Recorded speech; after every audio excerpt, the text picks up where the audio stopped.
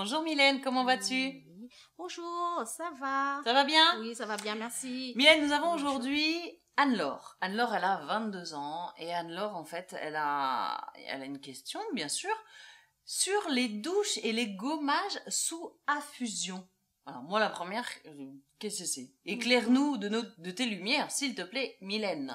Voilà, gommage sous douche à fusion, c'est en fin de compte une technique d'hydrothérapie, c'est-à-dire on va traiter avec de l'eau, avec les vertus de l'eau. D'accord. Donc là, la personne est allongée sur une table spécifique.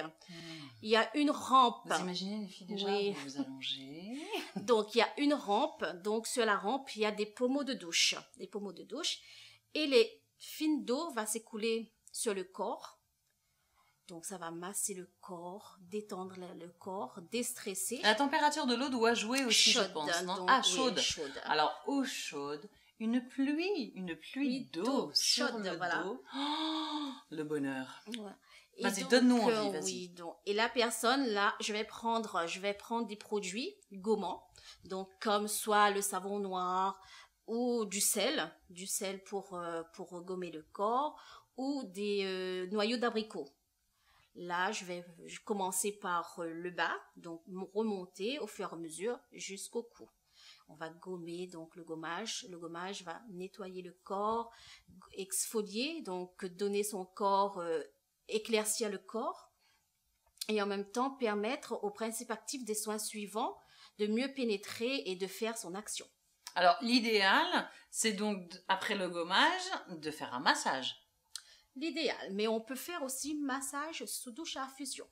Ah, en plus, Ça on prend- peut se faire voilà, masser en même temps des bénéfices, en fait, de l'eau, de la voilà, température. ça va. Pour les personnes nerveuses, stressées, ça c'est le top.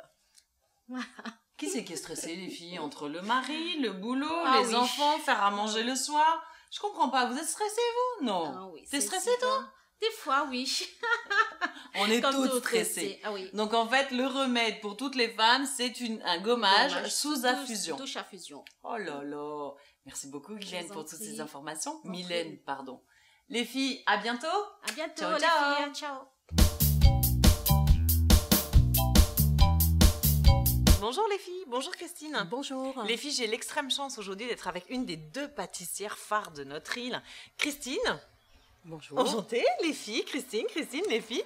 Nous avons aujourd'hui Amandine. Amandine, elle a 26 ans.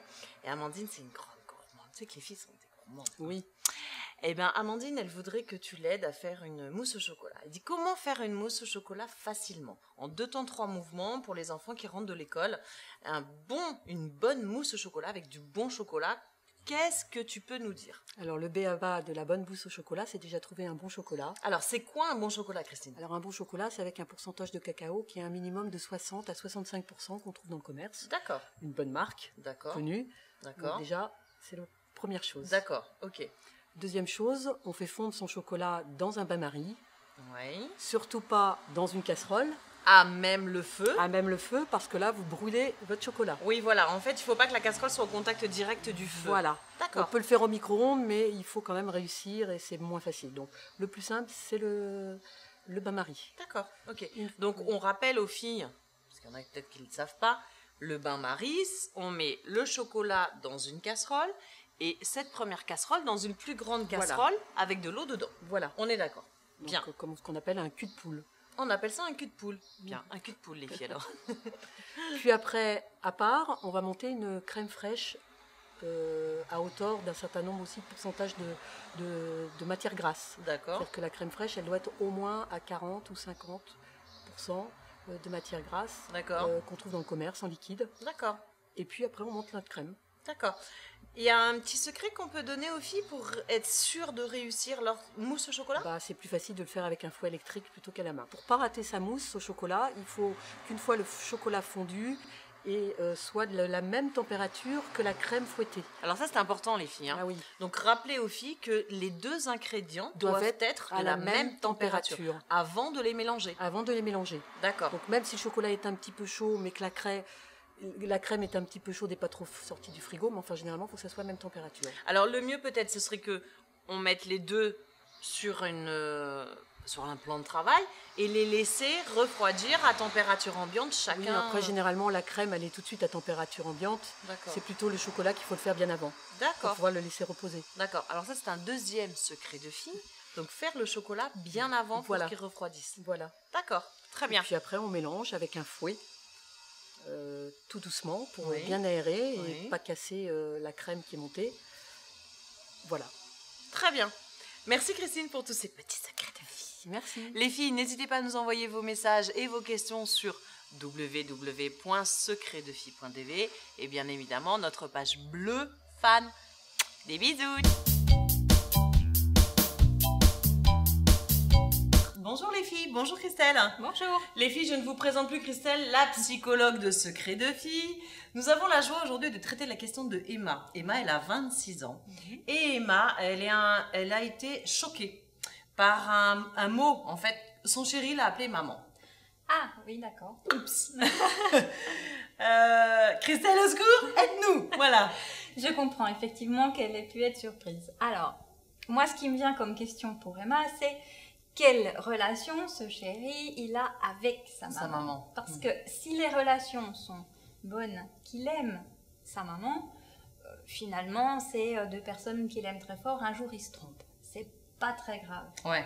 Par contre, si les relations sont un peu conflictuelles ou si Emma trouve que maman est trop présente, que voilà, il y a une relation un peu particulière entre sa maman et lui, là je comprends effectivement qu'elle puisse être choquée. On peut parler de transfert, Christelle? Ah, Complexe d'Oedipe et compagnie. voilà, effectivement, on peut y penser. Qu'est-ce qui n'est pas résolu de son côté pour appeler sa chérie maman? C'est ça. Voilà, exactement. Donc, je crois que le mieux, c'est de ne pas rester avec ça. D'en parler? Ah oui, ouais. Tous les deux? Ouais, faut lui poser la question. Parce que faut qu'elle lui dise à quel point elle, ça l'a... Choquée. Ouais, ça Oui, l'a- parce qu'elle a l'air assez atteinte quand même. Bah, pour le dire comme ça, en tout cas, oui, ça m'a Mm. choquée. C'est clair que ouais, c'est marquant. Et du coup, faut pas qu'elle reste avec cette question. Parce que ça peut être anodin comme ça peut être important. Et du coup, ce qui serait intéressant aussi, c'est de savoir est-ce que ça s'est déjà produit plusieurs fois? Est-ce que ce jour-là, il était juste fatigué? Et voilà, C'est sorti comme ça. voilà, on appelle ça un lapsus. Ça arrive. Peut-être révélateur. Peut-être révélateur, mais pas toujours. Faut pas non plus D'accord. se prendre la tête sur des choses qui n'en valent pas la peine. je dirais. D'accord. Oui, parce que c'est vrai que les filles, elles sont douées pour ça. Oh ben non. Oh bah si. Oh bah si. Ben, c'est une Je fille ne aussi. dirais pas de grossièreté, mais on fouille un petit peu dans le caca des fois, hein, quand même, quand même. Oui, bon d'accord, c'est vrai. Ah mais- quand même, ah, quand même. Ok, donc Emma, voilà la réponse à ta question. Donc soit c'est un transfert, soit il faut creuser un petit peu. En tout Et cas, sur ça les vaut le coup conseils, d'en en tout parler. cas, voilà, sur les conseils de Christelle, posez-vous un petit verre de jus de fruits ou un bon verre de vin. On entame la conversation au calme et on met un couvercle après dessus. Exactement. Salut les filles. Bonjour les filles, bonjour Salut Mélanie. Christophe. Les filles, Christophe, c'est notre hypnothérapeute dans Secret de Filles. Et Alicia a une question pour toi aujourd'hui, Christophe. Elle a entendu parler dans les magazines d'opérations sous hypnose. Ça existe ça? Oui, ça existe. Ça existe, c'est alors c'est pas fréquent, c'est voilà, c'est pas fréquent, c'est quand même là un lien de confiance qui est quand même vraiment très très important et J'imagine, surtout où le rôle de l'hypnothérapeute en fait il intervient pour agir sur la douleur en fait. C'est-à-dire il faut enrayer la douleur, il faut que la personne s'entraîne. Alors Attendez, On vous êtes peut- en train de dire que l'hypnose va remplacer l'anesthésie générale? l'hypnose peut remplacer l'anesthésie générale. Faut pas être mais trouillard, hein. faut pas être trouillard, effectivement. Mais on le voit, on le sait. C'est une pratique aujourd'hui, mais c'est normal. On a l'évolution de notre société avec tout ce que l'on sait, avec cette vague là de ces 20 dernières années, de 30 dernières années, depuis Jane Fonda, avec le yoga et etc. Donc tout est diffus et etc. Donc oui, c'est le genre de choses que effectivement qu'on va côtoyer, Ça qu'on va se pourra, développer de plus en ça plus. va se développer. On se souvient que quand on était petite fille, que quand on est tombé, nos parents, oh, relève-toi, tu as pas mal. Et ça marchait et on avait pas mal. Voilà. Ah ouais, Alors, ce qui c'est fait de que, l'autre. par exemple, par rapport à la douleur, un les exemple amygdales, c'est pas très bon. simple, un exemple très simple, c'est que en hypnose, par exemple, ben, c'est quand même facile d'enlever un mal de tête. Il suffit de se rappeler tout simplement dans son histoire que quand papa et maman, encore une fois, les auteurs de notre vie disaient, relève-toi, tu as pas mal et c'est pas grave, et on ne pleurait pas. Et là, par Et exemple, on avait quoi? On n'avait pas la sensation à la douleur. Donc il suffit tout simplement d'enrayer ça. Mais par contre, en tant que professionnel, je laisse faire ça à ceux qui le pratiquent. c'est ça. À ceux qui le pratiquent. Voilà, moi je C'est ne vraiment- peux pas m'aventurer. Je ne D'accord. m'aventurerai pas là. ça reste médical. C'est quand même médical. Voilà. Il faut pas brusquer les sciences. Il faut pas brusquer les choses qui sont maintenant aujourd'hui empiriques et etc. Hein. La naissance du garrot, par exemple, quand on vous faisait une amputation il y a 2000 ans, pendant une guerre, la guerre des croisés, enfin peut-être pas autant, mais etc. On mettait en garrot, on vous coupait la jambe et vous aviez pas mal, mais par contre, voilà, parce qu'on avait maintenu une action, réalisé une action qui était antidouleur. Donc effectivement, l'anesthésie, elle est faite pourquoi? Endormir pourquoi? Pour ne pas ressentir la douleur. Voilà. Bon, et apparemment, en tout cas, ça fonctionne. Ça, c'est sûr et Ça certain. fonctionne pour ceux qui l'acceptent, ça fonctionne pour ceux qui le décident, ça fonctionne pour ceux qui le veulent. Bonjour les filles, bonjour Sandra. Bonjour Stéphanie. Sandra, nous avons la grande chance aujourd'hui d'être avec une bachelière. Je te présente Samantha. Bravo Samantha pour ton bac. Bravo. Félicitations. Plein de bisous. Sandra, nous avons donc Samantha qui a un souci avec ses cheveux, bien évidemment. D'accord. Elle a donc des cheveux frisés. Ok. Et lorsqu'elle se lave les cheveux, elle a donc des jolies boucles. Mhm. Et lorsque ses cheveux, c'est un exercice aussi phonétique. Mhm. Ses cheveux sèchent. Tu saurais le redire ça? Ses Ses cheveux sèchent. En fait, elle a les cheveux comme un pompon. qui gonfle. Voilà. D'accord. Ok. Alors, elle aimerait pas forcément se lisser les Mmh, cheveux, mmh. mais qu'est-ce qu'on peut lui donner comme conseil? Par exemple, là, tu vois, elle va avoir ses premiers entretiens pour chercher du travail, pour Tout à passer fait. des concours dans des administrations, pour la fac. Mhm. Comment tu peux aider Samantha? Alors déjà, je félicite Samantha qui a envie d'assumer son cheveu frisé ou bouclé. Dans beaucoup de salons, on propose aux cheveux frisés systématiquement de les défriser. Alors donc bravo à Samantha qui a envie de les assumer. Donc ce qu'il faut savoir, c'est que quand le cheveu frisé est gorgé d'eau, ça leur donne du poids.